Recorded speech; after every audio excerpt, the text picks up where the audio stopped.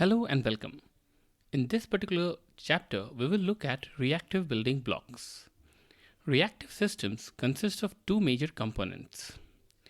These components are observable and observer. So observable, think of an example of watching a movie. The movie is being played and it keeps emitting events in form of streams of screen and voices.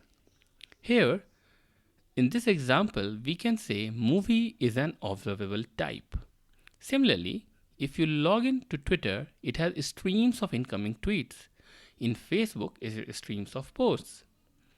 If we take more traditional approach of programming for streaming events, we will be choking our system. The traditional mode will also result in losing states of data, or else it will be too overwhelming for it to keep all the state and work on it. To understand this, let us think an example of a shopping cart. If you add an item or update its quantity, each of your action is an event. In traditional approach, we don't keep track of all the events but the final value of the cart. If we keep a state of all the events in real time using traditional approach with database at backend, we will be making a lot of database related operations which will lead to memory and performance issues. So let us look at observer. Observer is one who observe observable. If you are watching the movie, you are the observer. In order to understand observer, we have some basic rule which in reactive methodology is translated as methods. So let us look at the methods on which observer work. To watch movie, we need a ticket, that is subscription, that is called onSubscribe.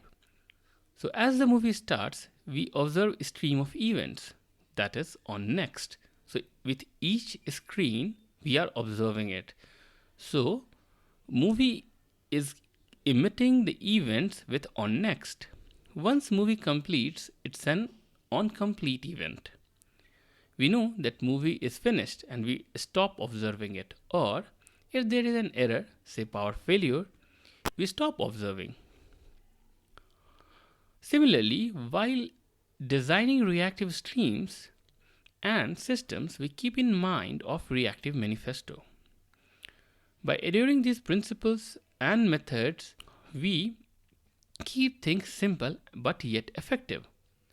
In next section, we will see how to create observable and observer.